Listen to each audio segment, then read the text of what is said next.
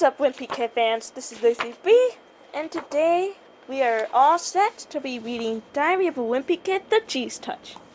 This is now part 3. Last time we have left off at page 28. Wednesday. I guess Dad must have been pretty happy with himself for making me go outside yesterday, because he did it again today. It's getting really annoying to have to go up to Wally's every time I want to play a video game. There's this weird kid named Frankly who lives halfway between my house and Wally's. And Frankly is always hanging out in his front yard, so it's pretty hard to avoid him. Wanna see my secret Frecko? No thanks. Frankly is in my phys ed class at school, and he has this whole made-up language. Like when he needs to go to the bathroom, he says, "Shoes, shoes." Us kids have pretty much figured Frankly out by now, but I don't think the teachers have really caught on yet. Okay, kid, gee whiz. Today I probably would have gone up to Wally's on my own anyway, because my brother Roderick and his band was practicing down in the basement. Roderick's band is pretty awful, and I can't stand being home when they're having rehearsals. His band is called the Loaded Dipper. The Loaded Diaper. Oh, only it's spelled Loaded Dipper on Roderick's band. You might think he spelled it that way to make it look cooler, but I bet if you told Roderick how Loaded Diaper is really spelled, it would be the news to him. Dad was against the idea of Roderick starting a band, but Mom was all for it. She's the one who brought Roderick his first drum set. I think Mom has this idea that we're all going to learn and play instruments, and then become one of those family bands like you see on TV. La-di-da-da-da. Dad really hates heavy metal, and that's the kind of music Roderick and his band plays. I don't think Mom really cares about what Roderick plays or listens to, because to her, all music is the same. In fact, earlier today, Roderick was listening to one of his CDs in the family room, and Mom came in and started dancing.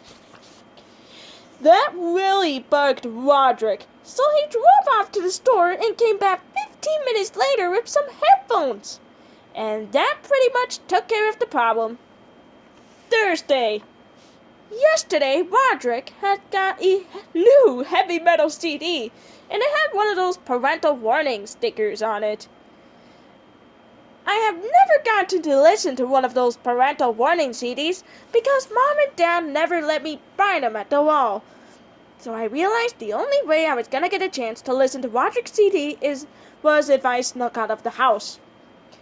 This morning, after Roderick left, I called up Wally and told him to bring the CD player to school.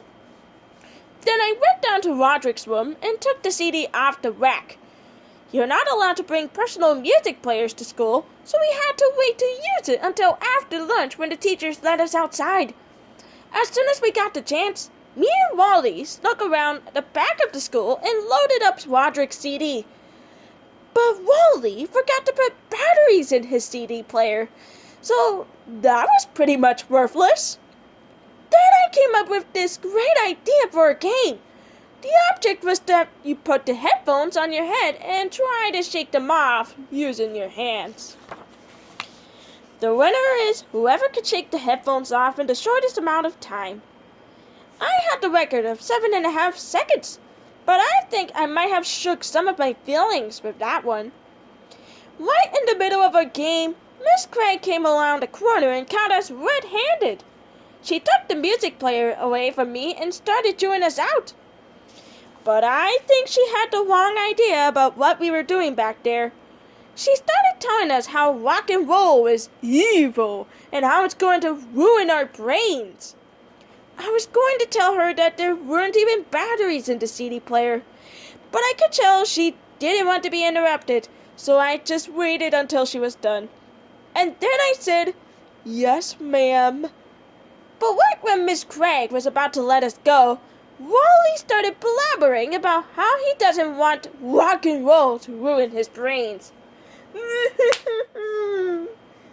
Honestly, sometimes I don't know about that boy. Friday. Well, I've gone and done it. Last night, after everyone was in bed, I snuck downstairs and listened to Roderick's CD on the stereo in the family room. I put Roderick's new headphones on and cranked up the volume really high, and then I hit play. First, let me just say, I could definitely understand why they put that parental warning sticker on the CD, but I only got to hear about 30 seconds of the first song before I got interrupted.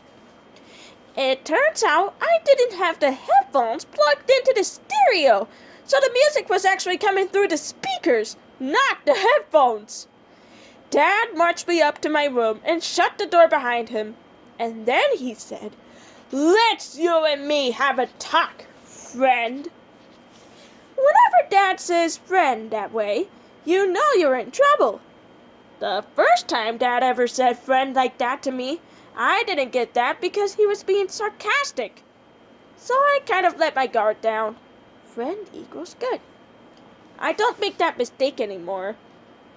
Tonight, Dad yelled at me for about 10 minutes, and then I guess he decided he'd rather be in bed than studying in my room, in his underwear.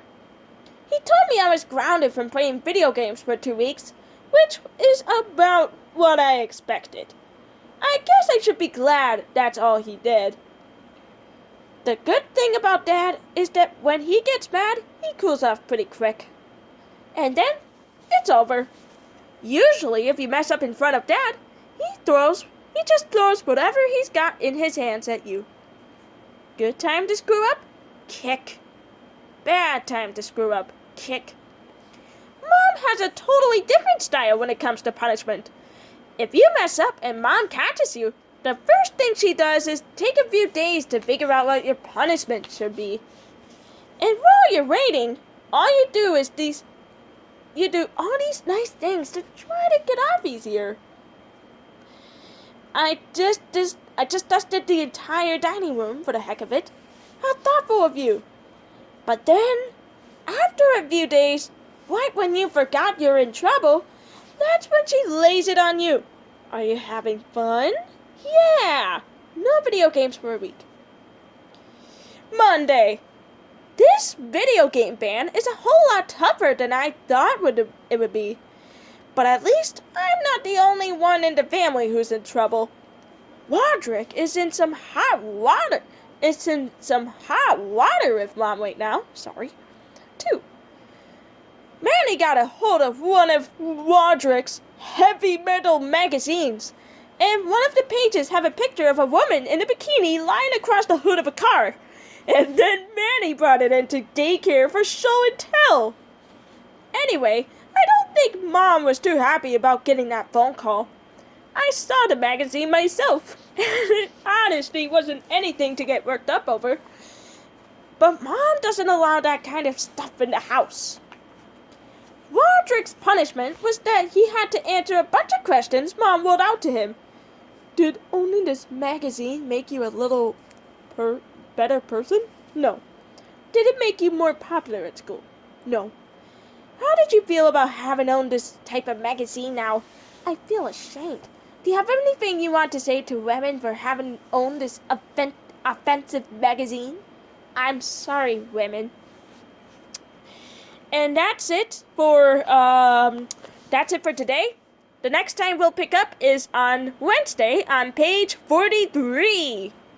For now, this is Lucy B saying zoodle-doo till the next time around.